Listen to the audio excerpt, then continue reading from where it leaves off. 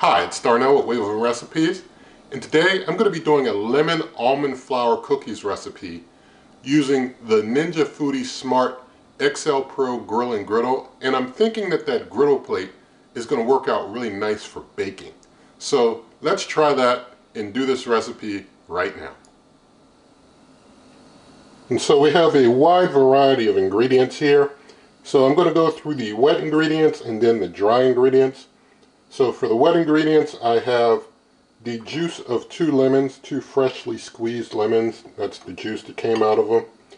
I've got 2 large eggs. I'm going to be using 2 tablespoons of honey.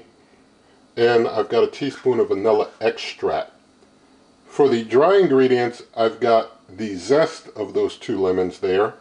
I've got 2 cups of blanched almond flour. I've got 2 tablespoons of granulated sweetener. You can use the one of your choice. I've got 1 teaspoon of guar gum. I've got a half a teaspoon of sea salt. I do recommend sea salt. A teaspoon of baking powder as well. So what I'm going to do, I'm going to go ahead and mix the wet ingredients together in this bowl and mix the dry ingredients together in that bowl there. And I forgot one other wet ingredient that I had off to the side. I've got a 1/4 cup of melted butter here. That's basically a half a stick of unsalted butter that I melted. That will also go into the wet ingredients. Now that I have the wet and dry ingredients all mixed together, I'm going to start preheating the cooker. So I've turned it on and I'm going to turn down to bake. And now that I have things down to bake, I'm going to try and see if I can give you a better view there. And I will open up to show you I have the griddle plate in there already because I'm going to let that warm up and put those cookies right out on it. So going to set the temperature up to 350 degrees Fahrenheit. Going to turn time, wait a minute, 350, now let's get our time. So turn time down to 15 minutes, which I probably will not need, but we'll just set it to 15 anyway. I'm going to hit start with that. While it's preheating, I'm going to get the wet and the dry ingredients mixed together in this single bowl here.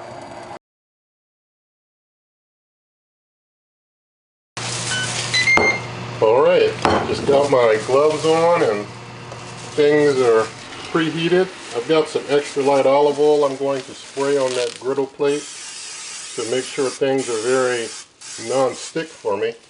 So now I'm going to go ahead and since I've got my cookie dough all mixed together, just start laying out some cookies and we'll see how they go. See if I can get maybe a dozen or so just laid out here.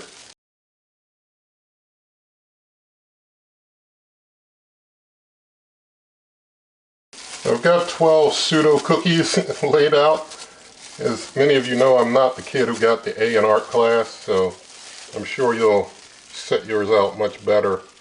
They look much better than mine do, but we do what we can here. Let's see if I can get these better pressed down a little bit, but we'll just go with that.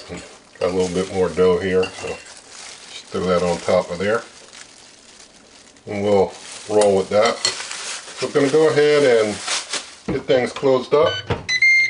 Let them just cook for a while. I'll bring them back and we'll check them in a little bit. So I'm going to take a peek, and wow, they look about done there in just 7 minutes. I'm going to go ahead and let's see. Well, no, actually they're done on top, but underneath they're not. You can feel when I tap them, they're not really done all the way through. Going to give them a couple more minutes. I guess the tops will be kind of brown, but we'll see what we get. Now things have been going for 10 minutes total, so I'm going to go ahead and open up again. We'll see what's going on and feel them. They still feel a little mushy, just a little mushy in there. I'm going to close up again. And give them a couple more minutes, and they're not too brown on the top yet, so give them a couple more minutes and we'll see what we got in a couple more minutes. I thought with that preheat we'd probably already be done.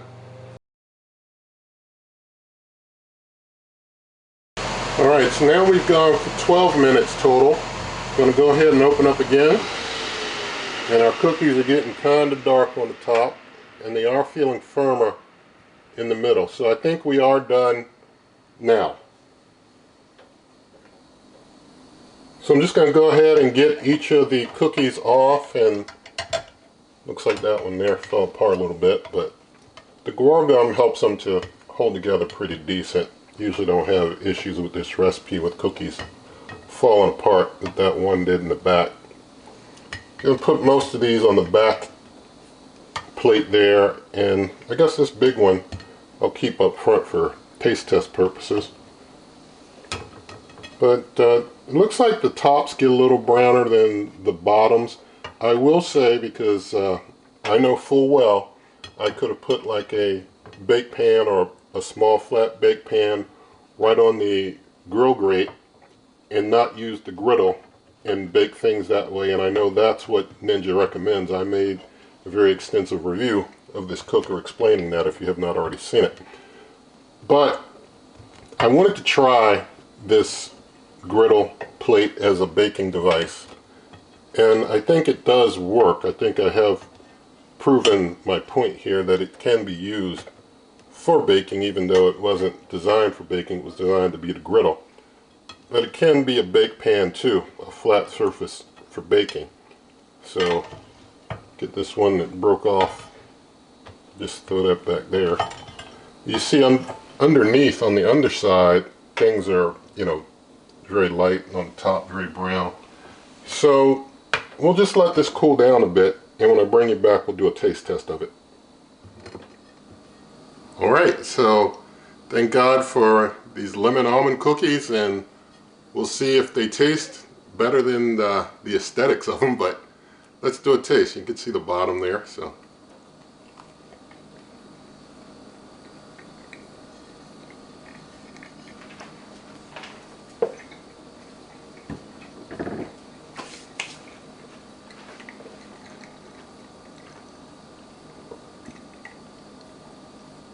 alright, so they do taste good. I do definitely taste the lemon in there. So it's a good tasting lemon cookie. It's just that I guess the tops get a bit brown there because the heat's coming down on them to heat things up, and I guess the bottom is not getting very hot. I mean, even though that griddle plate is on there, if the bottom is getting very hot, it's still going to get hot, but it's not getting very hot down bottom. It seems like that heat's really coming from the top on the bake. But it can bake. I don't think that it compares with like Ninja's bakers or like their air fry ovens or such like that, but it can do the baking. It can get the job done. You can use the griddle plate and do your baking. Top's just going to get a little browner than you might get with other bakers, but all the same, it gets the job done. The cookies taste good. You'll shape your cookies better than mine. But you see how it's done. You see how you can do some lemon almond flour cookies. Doing almond flour cookies, you've got a lot less carbs, a lot more protein, a lot more healthful fat. So overall, for you who prefer that method, as I do, a lot more healthful of a cookie. And so with all of that said, in the video description, lots of ways to help the channel. You can always check out my blog, superwaveovenrecipes.com. There'll be a link to a printable version of this recipe. You can also buy my cookbook. You can also, there's memberships, donations, merch, all that good stuff. And with all of that said, if you like the video, please give it a thumbs up. Share the video with a friend, leave your comments, subscribe, hit that notification icon, and good eating.